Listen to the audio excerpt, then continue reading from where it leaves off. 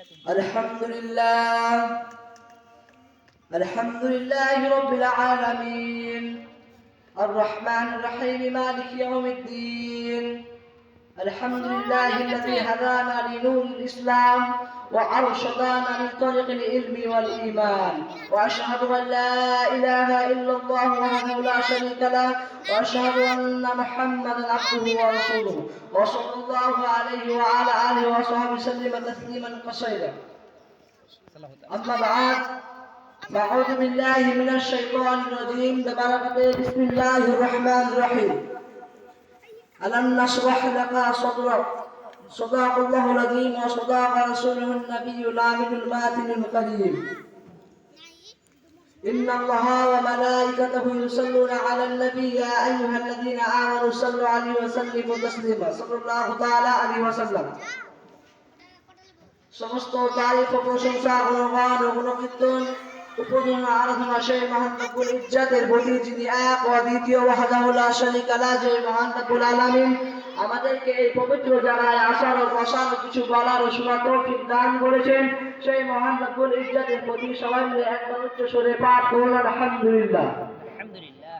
তারপরে পরে বিশ্ব রাসূল আকাইকুল আকাই নামদার মদিনাতুল নাজদার জনাবে আহমদ মুস্তাফা মুহাম্মদুর রাসূলুল্লাহ সাল্লাল্লাহু তাআলা আলাইহি ওয়াসাল্লাম সেই নবীর প্রতি আরো একবার উচ্চ স্বরে পাঠ করুন আল্লাহুম্মা আমিন।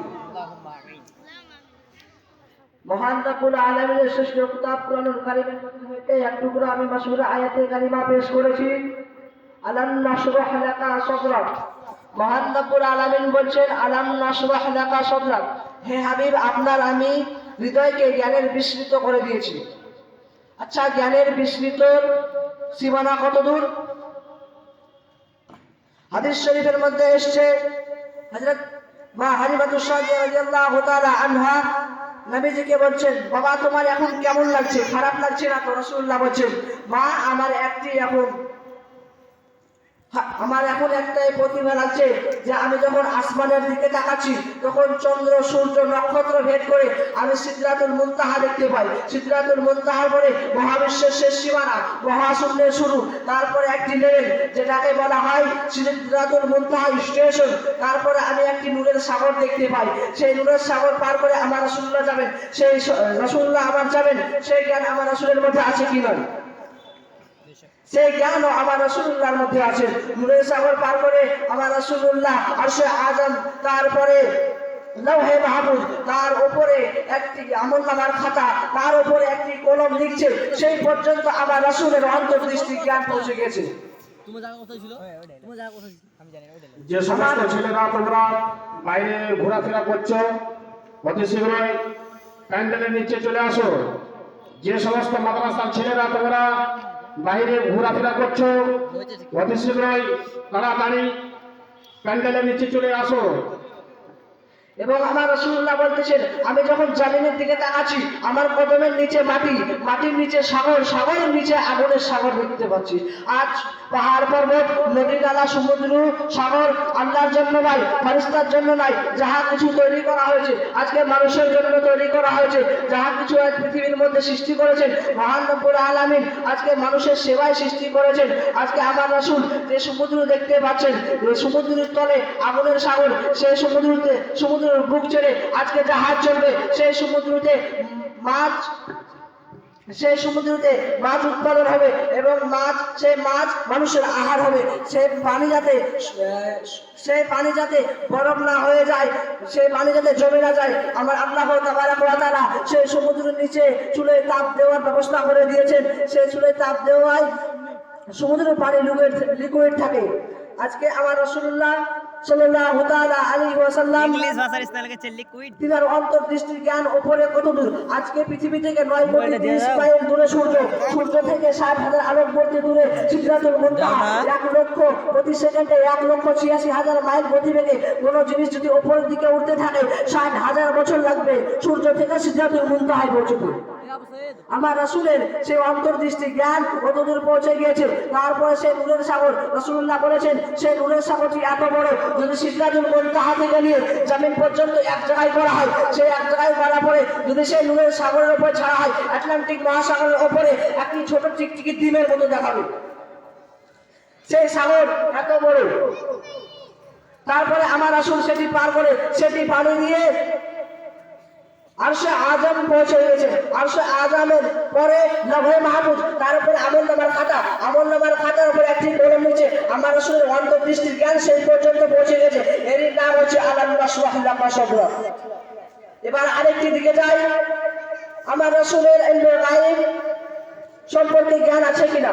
আমার রাসূলের ইলমে গায়ব জানেন, আমার রাসূল ইলমে গায়ব জানেন। ইলমে গায়বের সংবাদদাতা আমার আল্লাহ তাবারক ওয়া তাআলা বলেন আলাম নাশরাহ লাকা সাদরাক। এর অর্থ এটাও যে আল্লাহ তাবারক ওয়া তাআলা বলেন, এর অর্থ এটাও যে আমার রাসূলুল্লাহ সামনে যা দেখতে পায় পিছনেও তাই দেখতে পায়। আজ 10,000 7,000 10,000 বছর আগে যা কিছু পৃথিবীতে ঘটেছে, যেমন এই খবর দিতে পারে 10,000 বছর পর যে খবর হবে সেই খবর আমার রাসূলুল্লাহ দিতে পারে। তাই তো মদিনা মুনাফফারায় আমার রাসূলুল্লাহ যখন তাশরীফ নিয়ে গিয়েছিলেন, ছোট ছোট বাচ্চারা গান গেয়ে বলেছিল আমাদের মধ্যে এমন একজন পয়গম্বর এসেছে, আমাদের দেশে এমন একজন পয়গম্বরের সুগমন হয়েছে যিনি কিনা আগামী দিনের কথা বলতে পারেন।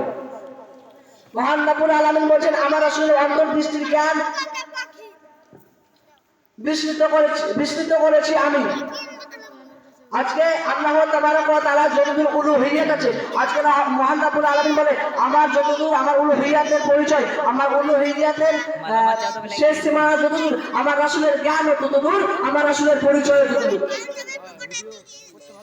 আজকে জাবালে উহুদের যুদ্ধের 12 দিন পরে আমার রাসূল কারীম সাল্লাল্লাহু আলাইহি ওয়াসাল্লাম উহুদ পাহাড়ের কাছে গিয়েছেন। উহুদ পাহাড়ে জলজলা পয়দা হয়েছে, উহুদ পাহাড়ে জলজলা পয়দা হয়েছে। রাসূলুল্লাহ বলেন আজিয়া জাবাল ওয়াসকুর আন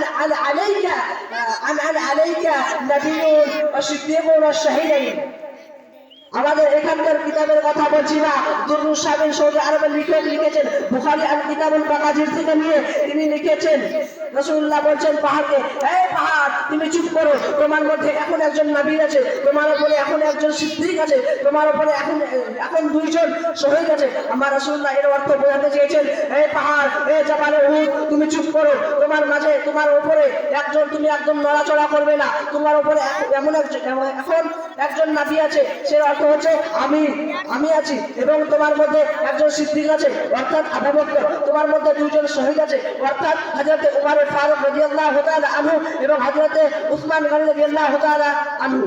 আবার আপনারা আমাকে একটা জবাব দিন, রাসূল কারীম সাল্লাল্লাহু আলাইহি ওয়াসাল্লাম যে এই কথাটি বলল হযরত উমর ফারুক এবং হযরত উসমান গনি তখন শহীদ হয়েছিল? শহীদ হননি। যদি শহীদ হন তো দাঁড়িয়ে আছেন কি করে? তিনারা পরে শহীদ হয়েছিলেন, এর ভবিষ্যৎবাণী হুজুর করে দিয়েছে। তিনারা তারপর শহীদ হয়েছিলেন না? হয়েছিল। হুজুর চলে গেলেন, হযরত আবু বকর চলে গেলেন, হযরত উমর ফারুক রাদিয়াল্লাহু তাআলা আনহু শহীদ হলেন, হযরত উসমান গনি রাদিয়াল্লাহু তাআলা আনহু শহীদ হলেন। যিনি স্বয়ং শাহাদাতের, যিনি স্বয়ং শহীদের পূর্বে অনেক বছর পূর্বে স্বয়ং শাহাদাতের খবর দিতে পারেন, তিনাকে কি ইলমে গায়ব বলে না? তিনাকে কি ইলমে গায়ব বলা যায় না? যে সেই নবীকে কি ইলমে গায়ব বলা যায় না? আজকে রাসূলুল্লাহ বলেন ওয়ালিদ বিন মুগীরাকে, হে ওয়ালিদ বিন মুগীরা তুমি হারামজাদা। রাসূলুল্লাহ বলেন, তিনি বলেন আপনি বলছেন কি? তিনার মায়ের কাছে ছুটে গেল এবং মাকে গিয়ে বলে মা আমার বাপের পরিচয় কি, আমার বাপকে? তিনার মা বলছে কেন বেটা তুই রেগে আছিস কেন? তিনি বলছে মোহাম্মদ আমাকে হারামজাদা বলছে। একদম ঠিক বলেছে, তোমার বাপের কোনো পরিচয় না, তুমি যাকে বাপ বলো সে তোমার বাপ নয়, অন্যের বাপ। আজকে হযরত আবু তালহা রাদিয়াল্লাহু তাআলা আনহুর স্ত্রীর বাচ্চা হবে উম্মে সুলাইম, এর বাচ্চা হবে। রাসূলুল্লাহ বলে দিয়েছেন এই উম্মে সুলাইম তোমার ছেলে হবে। রাসূলুল্লাহ বলেছেন উম্মে সুলাইম তোমার ছেলে হবে। আর রাসূলুল্লাহ বলেন উম্মে সুলাইম তোমার ছেলে হবে, আর তোমার ছেলে কে কোলে নিয়ে বাড়াবে আমায় দিবে, আর তোমার ছেলের এই ঘাড় থেকে মাথা পর্যন্ত আমার মতো দেখতে হবে। তারপর হযরত উম্মে সুলাইম এর বাচ্চা হবে, দেখা গেল যে সেই বাচ্চাটি ছেলে হয়েছে। আচ্ছা রাসূলুল্লাহ কি জানতেন না ছেলে হবে না মেয়ে হবে? জানতেন না, তিনি তো বলে দিয়েছেন ছেলে হবে। একে বলে ইলমে গায়ব। এই নবীকে কি ইলমে গায়ব বলা যায় না? আজকে রাসূলুল্লাহ সেই বাচ্চাটিকে আব্দুল্লাহ ইবনে তালহা রাদিয়াল্লাহু তাআলা আনহুর বাচ্চাটিকে বুকের মধ্যে জড়িয়ে ধরে নবীজি আমার খেজুর চাবাইয়া তিনি মুখের মধ্যে দিয়েছে। সেই মুখের তিনি রাসূলুল্লাহ জীবাণু খেজুরকে চুষে চুষে খাইছে, রাসূলুল্লাহ নিজের জিহ্বা মুবারক তার মুখের মধ্যে দিয়েছে এবং সে রাসূলুল্লাহ জিহ্বা মুবারককে চুষে চুষে খাইছে। এই নবীকে কি ইলমে গায়ব বলা যায় না? বলা যায়। আর যারা বলে